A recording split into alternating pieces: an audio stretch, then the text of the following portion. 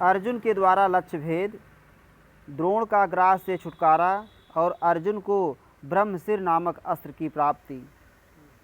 वैशंपायन जी कहते हैं, जन्मेजय, तदनंतर द्रोणाचार्य ने अर्जुन से मुस्कुराते हुए कहा, अब तुम्हें इस लक्ष्य का वेध करना है, इसे अच्छी तरह देख लो। मेरी आज्ञा मिलने के साथ ही तुम्हें इस पर बाण छोड़ना होगा।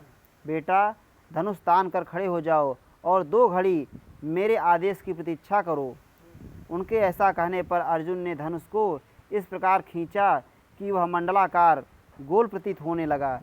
फिर वे गुरु की आज्ञा से प्रेरित हो गीत की ओर लक्ष्य करके खड़े हो गए। मानो 2 घड़ी बाद द्रोणाचार्य ने उनसे भी उसी प्रकार प्रश्न किया, अर्जुन, क्या तुम उस वृक्ष पर बैठे हुए गीत को, वृक्ष को और मुझे भी देखते हो? जन्मेजय, यह प्रश्न सुनकर अर्जुन ने द्रोणाचार्य से कहा, मैं केवल गीत को देखता हूँ, वृक्ष को अथवा आपको नहीं देखता। इस उत्तर से द्रोण का मन प्रसन्न हो गया। मानो 2 घड़ी बाद दुर्धर्ष द्रोणाचार्य ने पांडव महारथी अर्जुन से फिर पूछा, वत्स, यदि तुम इस गीत को देखते हो तो फिर बताओ उसके अंग कैसे हैं? अर्जुन बोले, मैं गीत का मस्तक देख रहा हूँ, उसके संपूर्ण शरीर को नहीं। अर्जुन के यूँ कहने पर द्रोणाचार्य के शरीर में हर्षातिरेक से रोमांच हो गया और वे अर्जुन से बोले, चलाओ बाण। अर्जुन ने बिना सोचे विचारे बाण छोड़ दिया। फिर तो पांडुनंदन अर्जुन ने अपने चलाए हुए तीखे छुर नामक बाण से वृक्ष पर बैठे हुए उस गीत का मस्तक वेगपूर्वक काट गिराया। इस कार्य में सफलता प्राप्त होने पर आचार्य ने अर्जुन को हृदय से लगा लिया और उन्हें यह विश्वास हो गया कि राजा द्रुपद युद्ध में अर्जुन द्वारा अपने भाई बंधुओं सहित अवश्य पराजित हो जाएंगे। भरत श्रेष्ठ, तदनंतर किसी समय आंगिरस वंशियों में उत्तम आचार्य द्रोण अपने शिष्यों के साथ गंगा जी में स्नान करने के लिए गए। वहाँ जल में गोता लगाते समय काल से प्रेरित हो एक बलवान जलजंतु ग्राह ने द्रोणाचार्य की पिंडली पकड़ ली। वे अपने को छुड़ाने में समर्थ होते हुए भी मानो हड़बड़ाए हुए अपने सभी शिष्यों से बोले, इस ग्राह को मारकर मुझे बचाओ।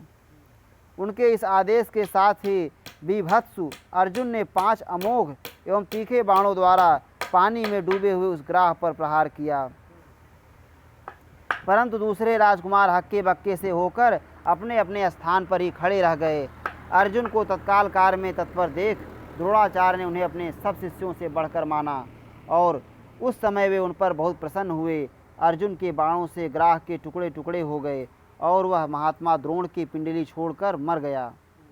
तब द्रोणाचार्य ने महारथी महात्मा अर्जुन से कहा, महाबाहो, यह ब्रह्मशिर नामक अस्त्र मैं तुम्हें प्रयोग और उपसंहार के साथ बता रहा हूँ।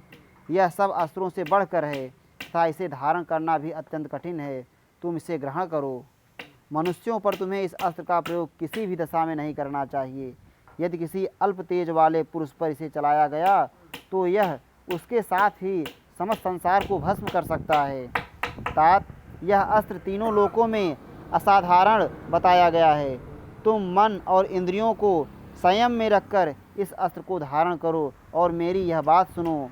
वीर, यदि कोई अमानव शत्रु तुम्हें युद्ध में पीड़ा देने लगे तो तुम उसका वध करने के लिए इस अस्त्र का प्रयोग कर सकते हो। तब अर्जुन ने तथास्तु कहकर वैसा ही करने की प्रतिज्ञा की और हाथ जोड़कर उस उत्तम अस्त्र को ग्रहण किया। उस समय गुरु द्रोण ने अर्जुन से पुनः यह बात कही, संसार में दूसरा कोई पुरुष तुम्हारे समान धनुर्धर न होगा। इत श्री महाभारते आदि पर्वणि संभव पर्वणि द्रोणग्राह मोक्षणे 32 अध्याय। इस प्रकार श्री महाभारत आदि पर्व के अंतर्गत संभव पर्व में द्रोणाचार्य का ग्राह से छुटकारा नामक 132वां अध्याय पूरा हुआ। श्री राधा वल्लभ लाल की जय।